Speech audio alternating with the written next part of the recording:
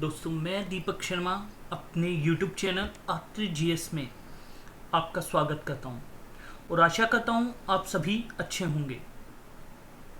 दोस्तों, कुछ दिन से पूरे विश्व में एक वैश्विक महामारी कोरोना पूरे विश्व को क्षति पहुंचा रही है। अभी माननीय प्रधानमंत्री नरेंद्र मोदी जी ने 3 मई तक का लॉकडाउन किया हुआ है। आप सभी को उनके नियम आदर्श मानने चाहिए, जिससे आप घर पर ही रहें और सुरक्षित रहें। पर बात उठती है कि ऐसे में चलते आपको पढ़ाई कैसे करनी है, कब कब आपने नियम कायदे कानून टेबल कैसे कैसे आपको किस सब्जेक्ट को कितना घंटे लेना है। पर आज मैं आपके सामने एक जीके की छोटी सी वीडियो जो कि हेल्पफुल एक्सप्लेनेशन सहित है, जिसमें 10 क्वेश्चन है और उसमें साथ के साथ मैं आपको उसके एक्सप्लेनेशन भी दूंगा, जो कि आपको आगामी प्रतियोगी परीक्षाओं में काफ़ी उपयोगी सिद्ध होगी। तो हम ज़्यादा लेट ना करते हुए क्वेश्चंस पे चलते हैं। अगर आपको कोई भी डाउट्स हो तो आप अपने कमेंट बॉक्स में उसे लिख के मुझे बता सकते हैं। पर यह वीडियो आपके लिए काफ़ी असरदार सिद्ध होगी, आप देखोगे तब आपको पता लगेगा। तो चलिए क्वेश्चन नंबर 1 पे चलते हैं। क्वेश्चन नंबर 1, पहला क्वेश्चन है, भारतीय राष्ट्रीय कांग्रेस की स्थापना किस वर्ष की गई? 4 ऑप्शंस आपके सामने हैं। पहला ऑप्शन 1865, दूसरा ऑप्शन 1867, तीसरा ऑप्शन 1885, चौथा ऑप्शन 1887। आपको 5 सेकंड दिए जाते हैं। आप अपना ऑप्शंस बताएंगे, फिर उसके बाद मैं एक्सप्लेन सहित उसका ऑप्शंस बताऊंगा।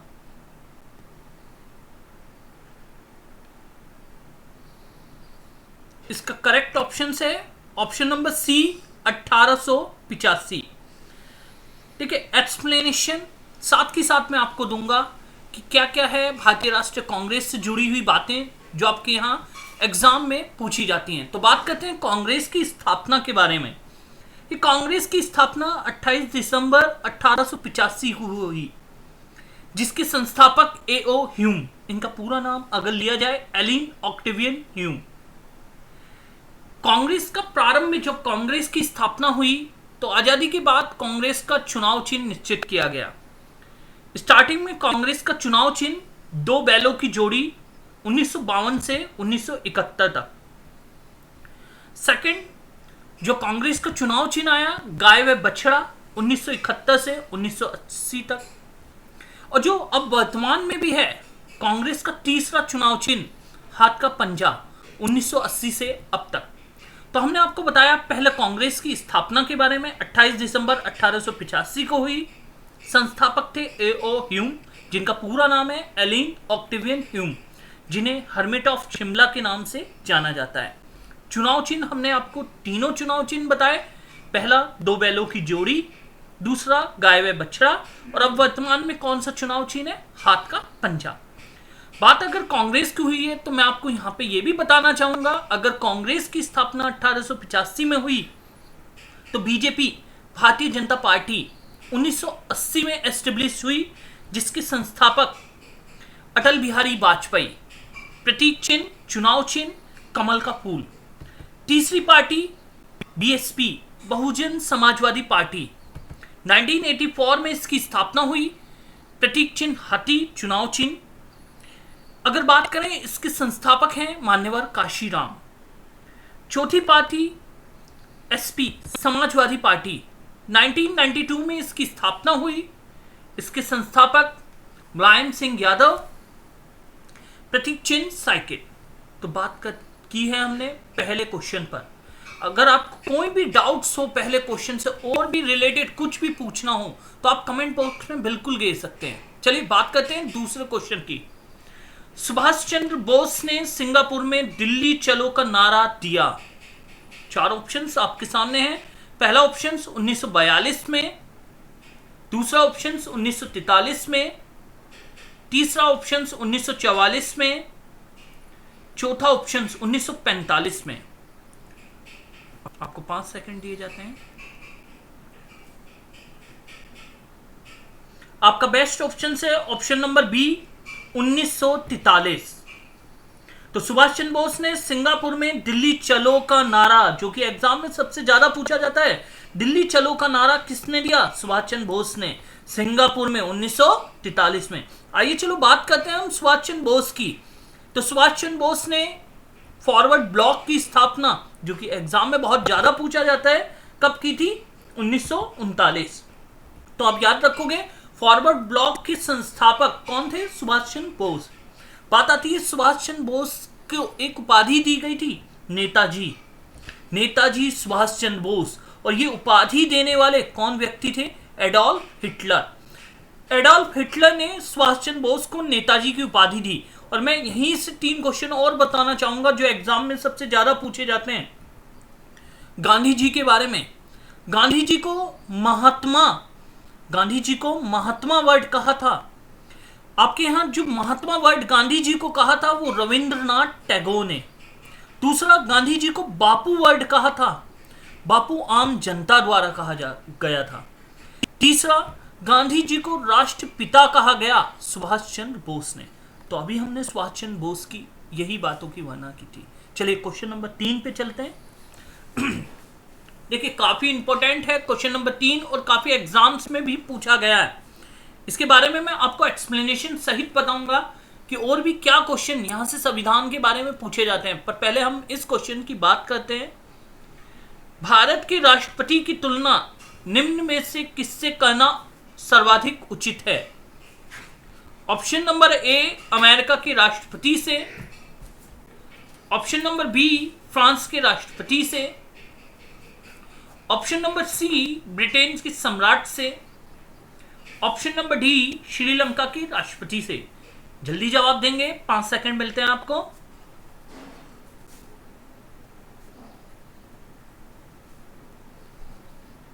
सो आपका करेक्ट आंसर है ऑप्शन नंबर सी ब्रिटेन के सम्राट से। चलिए बात करते हैं एक्सप्लेनेशन की। देखिए आगामी एग्जाम्स में या पिछले एग्जाम्स की बात करें तो संविधान में 3 क्वेश्चन ज्यादातर पूछे गए हैं। अगर बात करें संविधान में भारत के राष्ट्रपति की तुलना अगर करनी हो तो कहां से करें? तो अभी हमने बात की थी ब्रिटेन के सम्राट से। अगर सम्राट नहीं है तो आप महारानी बोलोगे। दूसरे क्वेश्चन की बात करें, भारत के उपराष्ट्रपति की तुलना किससे करोगे? तो अमेरिका के उपराष्ट्रपति से। भारत के प्रधानमंत्री की तुलना अगर करनी हो तो अमेरिका के राष्ट्रपति से। तो मैं फिर से एक बार बता देता हूं, अगर आपसे क्वेश्चन पूछा जाए भारत की राष्ट्रपति की तुलना करनी हो तो ब्रिटेन के सम्राट से करोगे या महारानी से। भारत के उपराष्ट्रपति की तुलना करनी हो तो अमेरिका के उपराष्ट्रपति पद से करोगे। और भारत के अगर प्रधानमंत्री की तुलना करनी हो, मतलब प्रधानमंत्री माननीय हमारे हैं नरेंद्र मोदी जो कि 15वें प्रधानमंत्री हैं, और आपको अगर उनकी तुलना करनी हो तो अमेरिका के राष्ट्रपति डोनाल्ड ट्रंप जो कि कौन से नंबर के हैं? 45वें। अमेरिका की संसद का नाम कांग्रेस। तो अमेरिका के राष्ट्रपति डोनाल्ड ट्रंप से करें। चलिए नेक्स्ट क्वेश्चन कर बात करते हैं।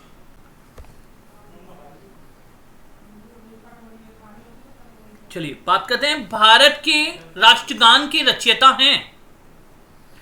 4 ऑप्शन हैं। बंकिम चंद्र चटर्जी पहला ऑप्शन, सेकंड रविंद्रनाथ टैगोर, तीसरा सरोजिनी नायडू, चौथा अरविंद घोष।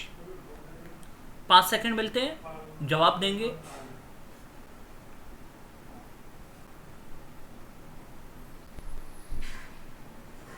चलिए option number B Rabindranath Tagore correct answer.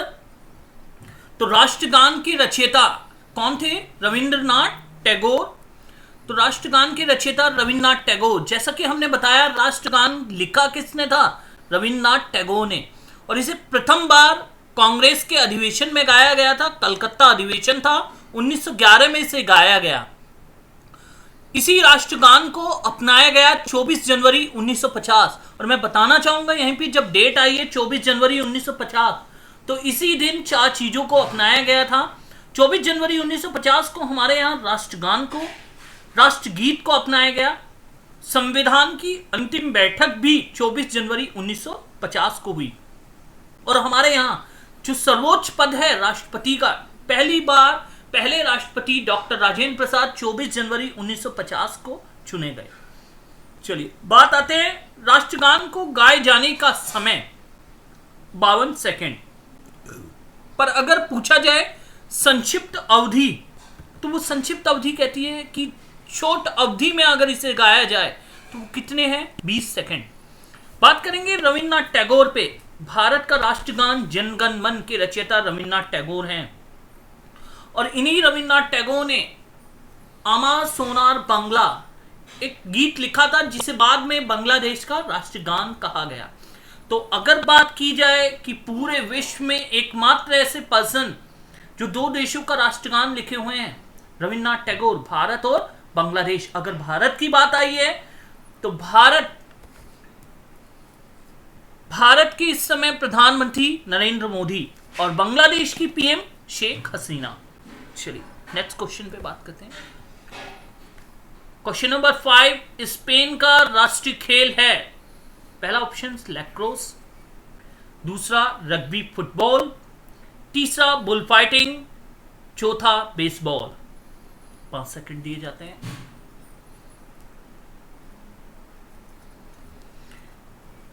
Option number C bull fighting correct answer. Bull fighting मतलब सांड युद्ध।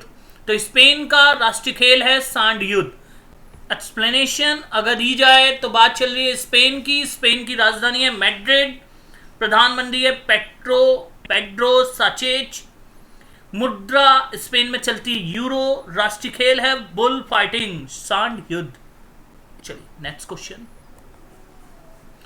पृथ्वी अपने परिक्रमण मार्ग पर परिक्रमा करते हुए अपने अक्ष द्वारा कक्षा तल पर कितने डिग्री का कोण बनाती है।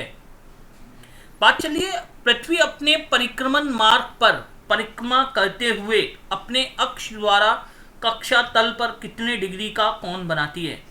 तो बात चलिए देखिए, मैं इस क्वेश्चन का आंसर बताने से पहले 2 चीजों के बारे में बात करना चाहूंगा आपसे। इन्होंने बोला परिक्रमा करते हुए, परिक्रमा मार्ग पर परिक्रमा करते हुए। अगर बात की जाती पृथ्वी अपने अक्ष पर घूम रही है तो बात होती पृथ्वी का अक्षीय झुकाव क्या है। बात होती है अगर पृथ्वी दूसरे के चारों ओर घूम रही है, क्योंकि देखो 3 चीजों की बात करेंगे। चंद्रमा पृथ्वी की परिक्रमा करता है, पृथ्वी सूर्य की, और सूर्य किसकी, मंदाकिनी की। यहां पे क्वेश्चन में दिया हुआ है, क्वेश्चन की फिर से देख लेते हैं। पृथ्वी अपने परिक्रमण मार्ग पर परिक्रमा करते हुए, तो दूसरे की परिक्रमा कर रही है, अपने चारों ओर नहीं घूम रही है। परिक्रमा करते हुए अपने अक्ष द्वारा कक्षा तल पर कितने डिग्री का कोण बनाती है। तो अगर आपसे पूछा गया है अपने अक्ष द्वारा कक्षा तल पर कितने डिग्री का कोण बनाती है, तो अगर पृथ्वी का अक्षीय झुकाव पूछा जाए 23.5 डिग्री, पृथ्वी का कक्षीय झुकाव पूछा जाए 66.5 डिग्री। तो option number B is the correct answer, 66.5 degree.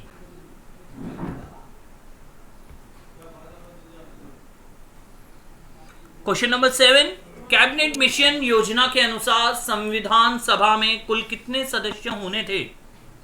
Option number A 389, option number B 409, option number C 429 429, option number D 505।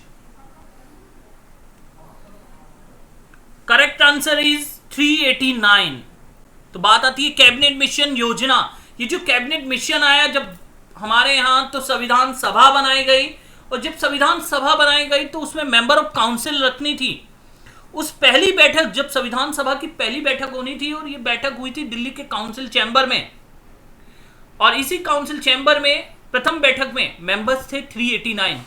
पर दोस्तों क्वेश्चन 3 तरीके से एग्जाम में पूछा जा रहा है कि जब संविधान सभा बनी, पहली बैठक हुई, तो मेंबर्स थे 389, और जब भारत पाक बंटवारा हुआ, यानी कि ये पहली बैठक की जो बात की जा रही थी 9 दिसंबर 1946 की बात की गई, पर भारत विभाजन की बात जो की गई वो बात थी 15 अगस्त 1947।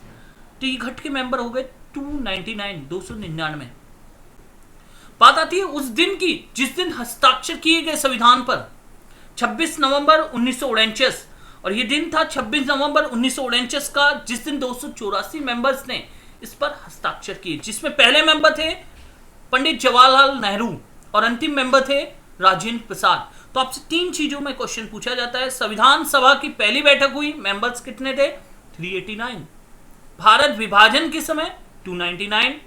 हस्ताक्षर के समय 284। चलिए नेक्स्ट क्वेश्चन पे बात करते हैं।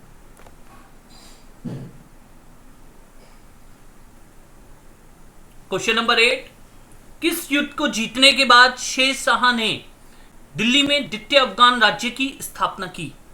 ऑप्शन नंबर ए कन्नौज बिलग्राम का युद्ध, ऑप्शन नंबर बी चौसा का युद्ध, ऑप्शन नंबर सी कालिंजर का युद्ध, ऑप्शन नंबर डी मच्छीवाड़ा का युद्ध। 5 सेकंड मिलते हैं आपको।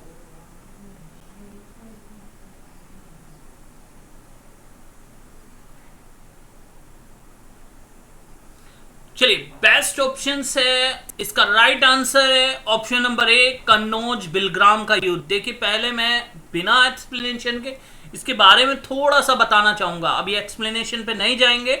पहले मैं बताना चाहूंगा ये कन्नौज बिलग्राम का युद्ध जो हुआ था ये 1540 में हुआ था। दूसरा ऑप्शन लिखा हुआ है चौसा का युद्ध 1539 का युद्ध। तीसरा ऑप्शन है कालिंजर का युद्ध, ये 1531 में हुआ था। मच्छीवाड़ा का युद्ध 1555 में। अब बात होती है दिल्ली में, इसमें क्वेश्चन में दिया हुआ है दिल्ली में द्वितीय अफगान राज्य की स्थापना, मैंने आपको बता दिया ऑप्शंस के थ्रू, कन्नौज बिलग्राम का युद्ध। बट अगर क्वेश्चन में पूछा जाता कि पहले अफगान राज्य की स्थापना किस युद्ध में हुई थी या किस सत्ता ने यह स्थापना की थी, तो पहला अफगान राज्य हमारे यहां एस्टेब्लिश किया गया था लोधी वंश द्वारा। क्योंकि आपको पता है दिल्ली सल्तनत में 5 वंश आए थे, गुलाम, खिलजी, तुगलक, सैयद, लोधी। तो पहला अफगान वंश कौन लेके आया? लोधी वंश। और द्वितीय अफगान वंश कौन लेके आया? शेर शाह सूरी द्वारा सूर वंश। तो इसका ऑप्शन नंबर ए करेक्ट था। अब बात करेंगे हम एक्सप्लेनेशन की कि 1540 में बेलगाम कन्नौज का युद्ध हुआ, जो युद्ध हुआ था शेर शाह सूरी के बीच और हुमायूं के बीच। और इस युद्ध में शेर शाह सूरी की जीत हुई और इस युद्ध के बाद हुमायूं को 15 साल के लिए भारत से बाहर कर दिया गया। चलिए नेक्स्ट क्वेश्चन बताते हैं। क्वेश्चन नंबर 9, लाख बख्श के नाम से जाना जाने वाला भारतीय शासक कौन था? Option number A Babur, option number B Akbar, option number C Qutbuddin Aibak, option number D Iltutmish. 5 second दिए जाते हैं आपको।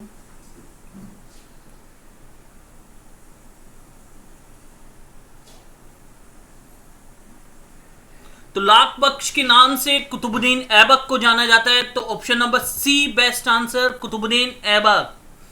ठीक है, इससे पहले मैं एक्सप्लेन पे जाने से पहले एक बात करूंगा। ये जो लाख बख्श है इसका अर्थ है लाखों का दान देने वाला। जब दिल्ली सल्तनत की स्थापना कुतुबुद्दीन ऐबक करते हैं गुलाम वंश के माध्यम से, तो जनता में काफी उदारता के कारण ये दान करते हैं और वही जनता कुतुबुद्दीन ऐबक को एक नाम देती है लाख बख्श, लाखों का दान देने वाला। और यही हमारी पूरी इंडियन हिस्ट्री में 2 व्यक्तियों को उदारता के कारण नाम दिया गया, एक लाख बख्श कुतुबुद्दीन ऐबक को और एक बाबर को कलंदर कहा गया था। जब 21 अप्रैल 1526 को बाबर ने भारत में पानीपत का प्रथम युद्ध लड़ा था और अपने पुत्र हुमायूं को कोहिनूर हीरा दिया और जनता में जो भी सोना चांदी उन्होंने इस युद्ध में जीता था वो बांट दिया, तो बाबर को कलंदर की उपाधि दी गई। तो याद रखना, कुतुबुद्दीन ऐबक को लाख बख्श और बाबर को कलंदर की उपाधि। चलिए एक्सप्लेन पे आते हैं। बात हुई है लाख बख्श कुतुबुद्दीन ऐबक को कहा जाता है और यही कुतुबुद्दीन ऐबक हमारे यहाँ कुतुब मीनार की नींव रखाते हैं। दोस्तों मैंने बात की है नींव की, तो बात आती है निर्माण कार्य की भी। तो निर्माण कार्य किसने किया? इल्तुतमिश ने। मैं आपको बताना चाहूंगा कुतुब मीनार की नींव रखी थी कुतुबुद्दीन ऐबक ने और उन्हीं की मृत्यु चौगान खेलते समय, जो एक खेल होता है पोलो, जिसमें प्लेयर होते हैं पोलो में 4, एक पक्ष में 4 प्लेयर होते हैं। पर बात कर रहे हैं हम उस समय की, तो कुतुबुद्दीन ऐबक की मृत्यु घोड़े से गिरकर चौगान खेलते समय लाहौर में हो गई थी। तो कुतुब मीनार की नींव तो कुतुबुद्दीन ऐबक ने रखाई, पर निर्माण कार्य कराते हैं इल्तुतमिश। इल्तुतमिश 4 मंजिला इसे बनवाते हैं और फिरोज शाह तुगलक वंश के समय इसी कुतुब मीनार पर बिजली गिर जाती है, जिसके कारण इसकी चौथी मंजिल ध्वस्त हो जाती है और चौथी और पांचवी मंजिल का पुनः निर्माण वर्ड जो आएगा आपके यहाँ वो फिरोज शाह तुगलक ने कराया। तो आपसे यहाँ क्वेश्चन क्या पूछा जाएगा, कुतुब मीनार की नींव किसने रखाई, कुतुबुद्दीन ऐबक ने। निर्माण कार्य किसने कराया, इल्तुतमिश ने। पुनः निर्माण किसने कराया, फिरोज शाह तुगलक ने। कुतुब मीनार प्रारंभ में कितने मंजिला थी, 4, वर्तमान में 5। चलिए नेक्स्ट क्वेश्चन पे देखिए, लास्ट क्वेश्चन है क्वेश्चन नंबर 10। नंद वंश के पश्चात मगध पर किस राजवंश ने शासन किया। Option number A Maurya, B Shunga वंश, सी गुप्त वंश, डी कुषाण वंश। 5 सेकंड मिलते हैं आपको।